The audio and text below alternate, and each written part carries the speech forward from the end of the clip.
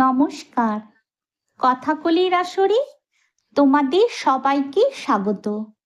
আজ আমি তোমাদের লীলা মজুমদার সম্পাদিত উপেন্দ্র কিশোর গল্প সমগ্র থেকে ঠান্দিদির বিক্রম গল্পটি পাঠ করে শোনাব। আমাদের এক ঠান্দিদি ছিলেন, অবশ্য ঠাকুরদাদাও ছিলেন, নইলে ঠান্দিদি এলেন কোত্থেকে। তবে ঠাকুরদাদাকে পাড়ার ছেলেরা ভালো রকম জানত না। ঠাকুরদাদার নাম রামকানাই রায়। লোকে তাকে কানাই রায় বলে ডাকত, কেউ কেউ রায়মশাইও বলতো।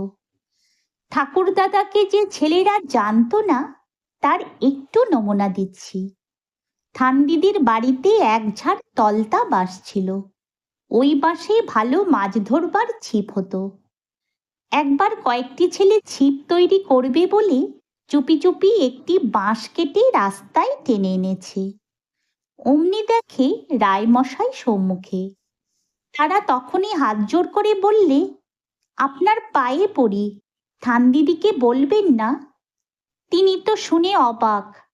আরে বলিস কি, আমার বাঁশ নিয়ে পালাচ্ছিস আর বলছিস বলবেন না? ছেলেগুলি সকলে মিলে কেবলই বলতে লাগলো, আপনার পায়ে পড়ি, ঠান্দিদিকে বলবেন না। তখন রায়মশাই বেগতিক দেখে বললেন, তোরা বাঁশ দিয়ে কি করবি? আজ্ঞে ছিপ করব। আচ্ছা নিয়ে যা। তখন আবার দেখবেন ঠান্দিদিকে যেন বলবেন না, বলে ছেলেগুলো বাঁশ নিয়ে ছুট। এখন বোধ করি তোমরা বুঝতে পারছো রায়মশাই যে ঠাকুরদাদা তা অনেক ছেলেই জানতো না। ছেলেরা জানতো ঠান্দিদির বাড়ি, ঠান্দিদির বাঁশঝাড়, ঠান্দিদির কাঁঠাল গাছ, বিশেষভাবে ঠান্দিদির কুল গাছ আর পেয়ারা গাছ। ঠান্দিদির পুত্র সন্তান নেই, কেবল 3টি মেয়ে। বড় মেয়ে দুটির বিবাহ হয়ে গিয়েছে। ছোটটির বয়স 9-10 বৎসর। ঠান্দিদির বয়স 40-এর উপর। বাড়িতে অন্য লোকজন নেই, কিন্তু তা হলেও ঠাকুরদাদা বিদেশে গেলে ঠান্দিদির চৌকিদার বা ঘরে শোবার জন্য বুড়ো স্ত্রীলোকের দরকার হয় না। ঠান্দিদি অনায়াসে একাই থাকেন। একবার ঠাকুরদাদা বিদেশে গিয়েছেন। ঠান্দিদি কেবল ছোট মেয়েটিকে নিয়ে বাড়িতে আছেন। সেই সময়ে একদিন দুপুর রাত্রে মেয়েটি বলল, মা, কে যেন আমার গায়ে হাত দিল। ঠান্দিদি বললেন, চুপ কর, কথা বলিস না। ঠান্দিদি পূর্বেই টের পেয়েছেন ঘরে চোর ঢুকেছে। তারপর চোর যেই বাক্স প্যাটার সন্ধানে ঘরের অন্যদিকে গিয়েছে, অমনি ঠান্দিদি আস্তে আস্তে উঠে বাটনা বাটা শিলখানা এনে শীদের মুখে চাপা দিলেন। তোমরা শহরের ছেলেরা বোধ করি বুঝতে পারলে না শীত কি। পাড়া গায়ে অনেক মেটে ঘর।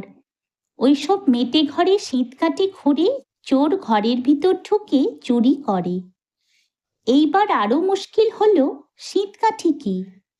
শীতকাঠি যে কি তা আমি কখনো চোখে দেখিনি। সম্ভবত ওটা খন্তা বা শাবলের মতো লোহার কোনো অস্ত্র হবে। এই শীতকাঠি তৈরি সম্বন্ধে একটা কথা আছে, চোরে কামারে কখনো দেখা হয় না। শীতকাঠি যখন লোহার অস্ত্র তখন অবশ্যই ওটা কামারে গড়ে। কিন্তু চোর কি কামারের বাড়ি গিয়ে বলে, কর্মকার ভায়া, আমাকে একটা শীতকাঠি তৈরি করে দাও? নিশ্চয়ই না। তাহলে তো সেইখানেই সে চোর বলে ধরা দিল। কামার ভায়া চোরের নিতান্ত বন্ধু হলেও সময় মতো অন্য 2-10 জন বন্ধুর কাছে সে গল্পটা করবেই। দরকার হলে পুলিশের কাছেও বলতে পারে। তবে চোর কি করে শীতকাঠি গড়ায়? আমরা ছেলেবেলায় শুনতাম, চোরের শীতকাঠির দরকার হলে চোর একখানি লোহা আর একটি আধুলি রাত্রে কামারশালের এমন জায়গায় রেখে যায় যে কামার সকালে কামারশাল খুলবার সময়ই সেটা তার নজরে পড়ে। তখন কামার অন্য কাজ বন্ধ রেখে সকলের অসাক্ষাতে শীতকাঠিটি তৈরি করে। কামারশাল বন্ধ করবার সময় ঠিক সেই জায়গায় সেটি রেখে দেয়। রাত্রে চোর এসে সেটি নিয়ে যায়। এখন আসল কথা শোনো। থানদিদি সিঁধের মুখে শিলটি চাপা দিয়ে তার পাশে চুপ করে বসে আছেন। তারপর চোর একটি বাক্স এনে সিঁধের কাছে যেমন নামিয়েছে অমনি ব্যাটাকে জাপটে ধরেছেন। তখন চোর নাকি সুরে বলল, মা ঠাকরুন, ছেড়ে দিন। থানদিদি বললেন, বল বেটা, তুই কে? নইলে এখনই পাড়ার লোক ডেকে তোকে শ্বশুরবাড়ি পাঠাবার ব্যবস্থা করব। চোর দেখল নাম না বললে আর নিষ্কৃতি নেই, কাজেই বলল, মা ঠাকরুন, আমি শীতল। তা শুনে থানদিদি বললেন, হতভাগা, মরতে আর জায়গা পাওনি? যাও, ওই বাইরে কলসি আছে, পুকুরে গিয়ে জল আনো, তারপর কাদা করে শীত বোঝাও। ওই গোয়ালে গোবর আছে, গোবর দিয়ে ভিতর বার ভালো করে নিকিয়ে দিয়ে যাও। আমি সকালে উঠে এসব হাঙ্গামা করতে পারবো না।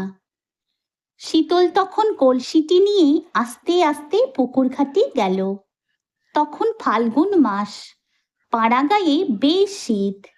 সেই শীতে পুকুর থেকে জল এনে কাদা করে শীত বুঝিয়ে ভালো করে নিকিয়ে তবে শীতল ছুটি পায়। তোমরা চালাক ছেলেরা ভাবছো চোরটা কি বোকা, কলসি নিয়ে অমনি পালালো না কেন? শীতল কলসি নিয়ে পালালে তার কি দশা হতো তা আর একদিন তোমাদের বলবো। যদি তোমাদের এই গল্পটি ভালো লেগে থাকে তাহলে একটা লাইক ও আমার এই চ্যানেলটিকে সাবস্ক্রাইব করে দিও, যাতে তোমাদের জন্য আরও অনেক নতুন নতুন গল্প নিয়ে আসতে পারি। ধন্যবাদ।